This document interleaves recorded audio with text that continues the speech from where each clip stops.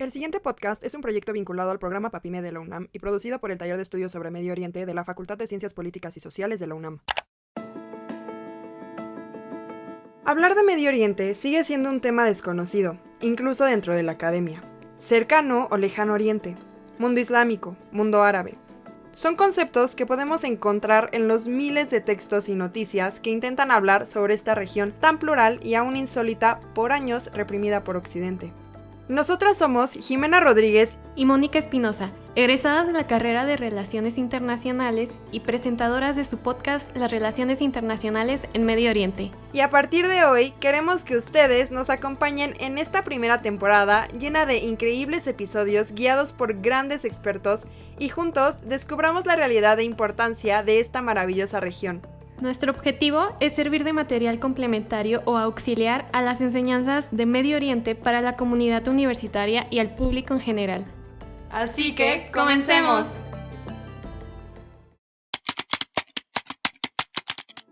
Uno de los primeros pasos para acercarnos a Medio Oriente es cuestionarnos cuál fue la razón que capturó nuestro interés por la región y a través de quiénes y dónde fue que nos inspiramos. ¿Cuál fue el inicio que desencadenó el desarrollo de las enseñanzas de Medio Oriente en México? ¿Qué instituciones han liderado su estudio? Y sobre todo, ¿cuáles son los principales desafíos y limitaciones que actualmente enfrentan? Para responder esto, hoy nos acompaña el profesor Jaime Isla Lope, experto en las relaciones internacionales del Medio Oriente y también doctor en Ciencias Políticas y Sociales con orientación en Relaciones Internacionales por la UNAM. Bienvenido, doctor. ¿Cómo se encuentra el día de hoy? Muy buenos días, me encuentro muy bien. Muchas gracias, espero que ustedes también. Muchas gracias por estar aquí. Procedamos a dar inicio a esta conversación. Nos gustaría preguntarle cuándo, cómo y por qué se iniciaron las enseñanzas de Medio Oriente en México. Además, podría destacar las instituciones académicas pioneras que han liderado su estudio y, en su opinión, qué condiciones llevaron a instaurar el curso de Medio Oriente en la Facultad de Ciencias Políticas y Sociales. Antes que nada, tenemos que mencionar que el interés por conocer y profundizar en la problemática de los países de Medio Oriente en México es relativamente muy reciente. En realidad, Asia y África han sido siempre consideradas como regiones lejanas y totalmente ajenas a nuestra realidad. Esto hasta hace seis décadas aproximadamente. Con más precisión, podemos decir que el inicio de cierta apertura en nuestro país al conocimiento de otros países que no fueran los de América Latina, Europa Occidental o los Estados Unidos, que son los clásicos, es un fenómeno que data de mediados de la década de los 60, cuando empezó a contemplarse otras latitudes. En esa época surgieron los primeros centros de enseñanza e investigación dedicados al estudio de otras áreas regionales. Esto demuestra el poco interés que se le concedía al estudio de las sociedades de Asia y África, en donde obviamente incluimos al Medio Oriente, ¿no? En este sentido, podemos observar un retraso de un siglo o un poco más frente al inicio de los estudios y de las investigaciones orientalistas iniciados en instituciones educativas europeas, incluso estadounidenses, que empezaron desde mediados del siglo XIX aproximadamente, ¿no? Esta falta de vocación por el estudio de estas culturas lejanas en un país como México, como dijimos, hasta hace algunas décadas, es atribuible en cierta medida a la falta de intereses políticos, económicos y estratégicos hacia esas zonas del mundo, pero sobre todo a la gran dependencia económica, política, cultural y científica con respecto a Estados Unidos. O sea, que la realidad geopolítica de México al lado del país más rico del mundo ha traído como consecuencia que este país haya concentrado en esa dirección los procesos más importantes de nuestra política exterior, como son el comercio, las finanzas, la migración, las cuestiones geopolíticas, la diplomacia, cuestiones culturales, incluso hasta el turismo siempre ha estado enfocado sobre todo hacia Estados Unidos. En este sentido, pues hubo muy poco interés por conocer otras culturas.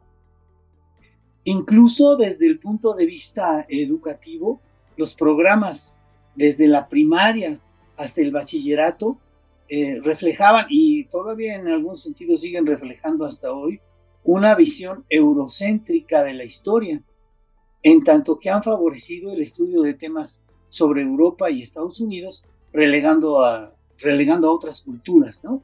De esta manera, pues, la historia que se nos ha transmitido es la historia de Occidente, con el claro objetivo de fusionar nuestra historia con el mundo occidental, ¿no? Este ha sido todo un proceso.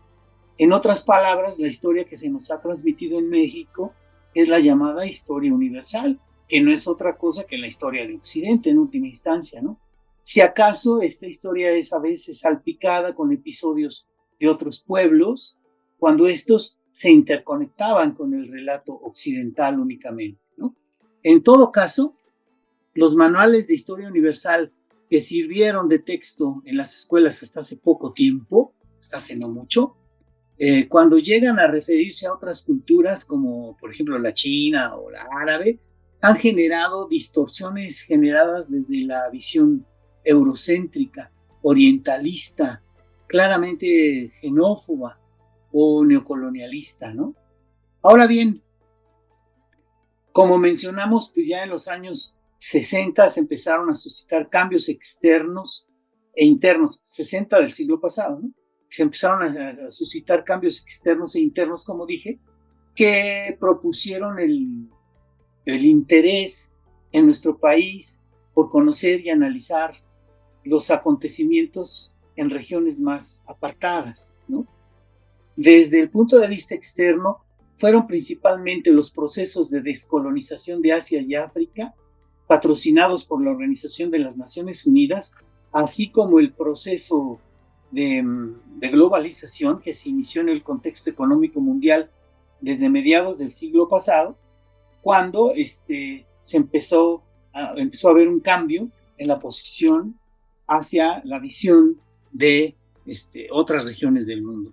Y en cuanto a la situación interna, debemos mencionar que un factor importante, pues, que generó los cambios fue la pérdida de legitimación que sufrió el gobierno de México en los años 60, así que lo obligó a buscar en el exterior, ¿no?, esa legitimación, ¿no?, generando todo un viraje en nuestra política exterior, ¿no?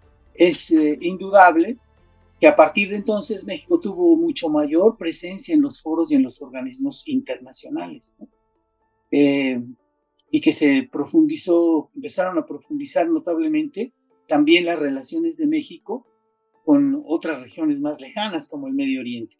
En fin, todos estos cambios en el escenario internacional y nacional hicieron que se generara la inquietud en torno a la nueva realidad internacional que debía analizarse. Las instituciones pioneras en este esfuerzo fueron el Colegio de México y la UNAM. Por parte del Colegio de México se creó el Centro de Estudios de Asia y África, y de la UNAM, pues específicamente en la Facultad de Ciencias Políticas y Sociales, pues se creó el Centro de Relaciones Internacionales, que fue el encargado de estudiar las diferentes regiones del mundo, ¿no? Lo que llevó a la creación, dentro de la carrera de Relaciones Internacionales, de la asignatura Países Árabes, como se le denominó entonces. Así fue como se inicia este proceso que tú me preguntas, ¿no? Ahora bien, ¿cómo describiría el panorama de los estudios de Medio Oriente en México al inicio de su carrera académica? ¿Cuáles fueron los principales desafíos? Y además, ¿nos podría platicar si el estudio de la región siempre ha sido referida como Medio Oriente o ha pasado por procesos de cambio de enunciamiento y cuáles son las razones que están detrás de ello? En principio diría que este panorama fue confuso. Te voy a decir por qué. Porque para la creación del CRI, del Centro de Relaciones Internacionales de la UNAM, se envió previamente a profesores egresados de la carrera de Relaciones Internacionales a especializarse en el extranjero, ¿no?, en torno a las distintas regiones del mundo, ¿no? Las de siempre fueron, ya sabemos, Estados Unidos, América Latina, Europa Occidental, y como novedad se creó una sección especializada en los países socialistas, ¿no? Que primero se concentraba en los países socialistas de la Europa Oriental, y luego se expandió, así como se generó la creación de un especialista en Asia y otro para África. Pero no sucedió esto con el Medio Oriente, ¿no? Para el Medio Oriente no se mandó a nadie. Entonces, cuando se fundó el CRI, se dieron cuenta que había un vacío regional, puesto que el especialista en Asia no tocaba los asuntos de Asia Occidental, o sea, ya de parte del Medio Oriente, y el de África solo estaba interesado en los asuntos del África subsahariana, o sea, del África que llamamos negra, ¿no? En pocas palabras, que los llamados países árabes quedaban fuera, ni siquiera mencionaban que también otros no árabes, como Irán, como Turquía, como Israel mismo, ¿no? Es cuando se ve la necesidad de crear esta nueva asignatura de países árabes, así se le llamó, en 1971. Y como la facultad no tenía un especialista, pues se tuvo que traer un profesor del Colegio de México. Cabe mencionar que yo pertenecí a la primera generación que tomó esa materia en nuestra facultad. Posteriormente, al detectar mi interés por esa parte del mundo, hubo dos profesores del CRI, ¿sí? El profesor José Cabra Ibarra y el profesor Modesto Seara Vázquez, ya los dos fallecidos, ¿no? Que al ver que yo estaba interesado en esos asuntos, me propusieron que hiciera mi tesis sobre los países árabes y me especializara en la región, ¿no? Ese fue el primer gran desafío para iniciar el estudio de Medio Oriente en nuestra facultad. La tesis sería la primera en nuestra institución dedicada a las relaciones internacionales del mundo árabe. Y para realizarla, pues tengo que decir que en la biblioteca no había más que 2 libros al respecto. Recuerdo todavía el título de uno de ellos, que era ¿Quiénes son los árabes? No me acuerdo del autor. Y el otro era algo sobre el petróleo en Medio Oriente. Eran los 2 únicos libros que había en la biblioteca. Tampoco en el Colegio de México había bibliografía adecuada para el enfoque que yo pretendía. Obviamente no había internet, ¿no? Entonces, para resolver este problema, tuve que realizar una breve estancia de 2 semanas en la institución Hoover, en la Hoover Institution de la Universidad de Stanford, en California, por un profesor que me invitó allá. En la Hoover Institution elaboré la bibliografía que serviría para la tesis de investigación, y el profesor Michel Napti, que es el que me contactó allá, me fue enviando poco a poco los libros a México por correo, porque todavía pues, tampoco no existía Amazon ni ninguna compañía que exportara y mandara libros a todo el mundo, ¿no? Entonces él me los mandaba por correo, poquito a poco me fueron llegando. Finalmente pues ya quedó la tesis. Parece que quedó bien porque fue publicada posteriormente por el CRI, por la facultad. Es un cuaderno del CRI que está titulado con el nombre de Unidad y Desintegración en el Mundo Árabe. Otro gran desafío, tanto para mí como para el inicio de estos estudios de Medio Oriente, pues fue conseguir ir a una universidad en la región, ¿no? Como ya lo mencioné, todo era por correo. Hice mi Application for Admission Form, ¿no? La mandé por correo. El AUB, la American University of Beirut, que es donde apliqué, me rechazó la primera vez. Me explicaron que por cuestiones sectarias, ¿no? Porque allá hay cuotas de estudiantes para alumnos sunitas, chiitas, maronitas, católicos, etc. Ya estaba lleno. Entonces, afortunadamente, me puse en contacto con mi contacto en Stanford, y él habló por teléfono a la Universidad Americana de Beirut y consiguió una inscripción para poder hacer la maestría en esa universidad. En realidad se consiguieron 2 inscripciones y nos fuimos a la Universidad Americana de Beirut, tanto un servidor como la profesora María de Lourdes Sierra Kobe. Permanecimos poco más de 2 años en Beirut, allá en Líbano, y así fue como empezamos a convertirnos. Bueno, fuimos ya los pioneros de los estudios de Medio Oriente en nuestra facultad, ya a nuestro regreso, ¿no? Y ya cuando estábamos aquí, pues nos incorporamos a la facultad, ¿no? A través del CRI, donde comenzamos a impartir la clase de países árabes, ya como profesores producto de la carrera de Relaciones Internacionales. Empezamos a publicar una serie de artículos en la revista Relaciones Internacionales del CRI, así como ya hemos producido libros, hemos producido cuadernos y también otras publicaciones. En cuanto al nombre de la materia, rápidamente menciono que fue bautizada, como vimos, con el nombre de Países Árabes originalmente, ¿no? Obviamente, en cuanto pudimos, pues le cambiamos el nombre, ¿no? Para incorporar a los no árabes, ¿no? Le cambiamos el nombre a Medio Oriente en el Plan de Estudios de 1975 para incluir a estos países, ¿no? Posteriormente, en los 80s, conjuntamente con los profesores de la materia de Asia, decidimos evitar los nombres con características eurocéntricas, como Lejano Oriente, Medio Oriente, Cercano Oriente, ¿no? Y entonces le cambiamos el nombre a la materia y le pusimos Asia Sudoccidental y Norte de África. Bueno, para empezar, un nombre larguísimo, ¿no? Sin embargo, luego nos dimos cuenta que muchos profesores originarios del Medio Oriente, autóctonos de allá, de la región, egipcios, libaneses, tunecinos, ¿no? De otras nacionalidades, sirios también, nos preguntaban por qué al Medio Oriente, a lo que ellos llaman el Sharq el-Awsat, que quiere decir el Medio Oriente en árabe, lo llamábamos con ese nombre tan largo. Y entonces, pues ya cuando vimos que estábamos siendo más papistas que el Papa, pues decidimos volver a finales de los años 90 a nombrar el Medio Oriente como a la materia con el nombre de Medio Oriente, con el que tiene en la actualidad. Además, un hecho importante que sucedió en ese momento fue que la materia pasó de optativa a obligatoria. Eso va a cambiar muchísimo el número de alumnos que van a tomar la materia después, sobre todo desde de 25 años para acá, como lo voy a ver posteriormente.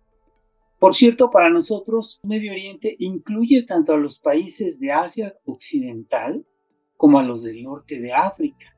No hacemos diferenciaciones como lo hacen en las universidades estadounidenses, donde utilizan las siglas MENA, ¿no? Que quieren decir Middle East and North Africa, para referirse a la región, ¿no? Los países del norte de África y de Asia Occidental tienen las características para conformar una región completa, y que sí puede haber una región que esté ubicada en dos continentes sin tener que utilizar dos nombres, ¿no? Como lo hacen Asia Occidental y el norte de África, o Medio Oriente y norte de África. Finalmente, ¿cuáles son, desde su perspectiva, los principales desafíos y limitaciones que actualmente enfrentan los estudios de Medio Oriente en México?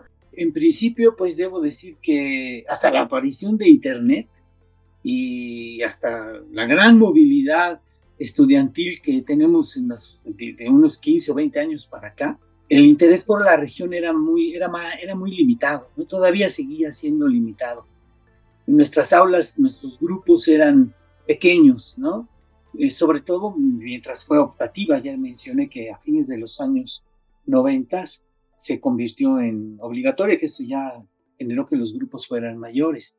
Y sobre todo también casi no se generaban tesis de licenciatura, menos de maestría y de doctorado sobre la región, ¿no?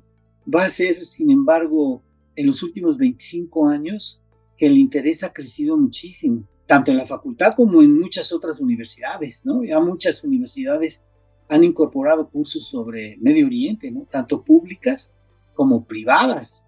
Casi todas las universidades estatales y también universidades privadas como la Ibero, la Salle, TEC de Monterrey, ¿no? Pues ya incorporan cursos de Medio Oriente en sus carreras de relaciones internacionales. Ahora se elaboran infinidad de tesis, tanto de licenciatura como de maestría y de doctorado. Por ejemplo, yo en este momento estoy asesorando 4, una de licenciatura, 2 de maestría y una de doctorado, y el profesor Garduño, pues no digamos, ¿no? Pues todo esto lo generó esta accesibilidad que hay ahora para la información, este gran interés que empezó a surgir de una manera muy impresionante a partir de hace unos 25, desde la aparición del Internet. Ahora, ya con este boom de gente que está interesada en Medio Oriente, resulta que pues esa es una limitación que tenemos ahora, ¿no? Resulta que los especialistas ya somos muy pocos y que la demanda pues ya ha crecido muchísimo, ya la demanda es muy grande. O sea que no nos damos abasto, ¿no? Ahora en realidad necesitamos más especialistas, pero sobre todo yo considero que el gran desafío sería crear un centro de estudios sobre Medio Oriente, ¿no? Así como el CRI, pero un centro de estudios sobre las relaciones internacionales del Medio Oriente, ¿no? Que tuviera esta perspectiva de la disciplina, ¿no? Ya sea en la facultad o en otras instancias de la UNAM, o si acaso también podría generar otra universidad, no siempre tiene que ser la UNAM o el Colegio de México, otra universidad que se lanzara a un proyecto de esta envergadura. Y bueno, pues la gran limitante de lo que está pasando ahora, pues es que el mercado laboral sigue siendo muy pequeño, ¿no? Y que muchos que hacen sus tesis y se empiezan a especializarse en la región, pues finalmente acaban haciendo otras cosas y dando otros cursos, o dedicándose a otras actividades. Muchas gracias por permitirnos tener esta conversación y ser parte de este gran proyecto. Muchas gracias. Yo quisiera nada más agradecer a todos su atención a este nuevo proyecto PAPIME de las Relaciones Internacionales del Medio Oriente. El curso que se va a dar ahora con estos podcasts es muy interesante y que tiene objetivos muy claros, por lo que pues yo les hago la cordial invitación para que nos sigan escuchando. Muchas gracias al público que nos escucha, no sin antes invitarlos a seguir las discusiones en nuestros próximos episodios. Les enviamos un fuerte abrazo y nos vemos a la próxima.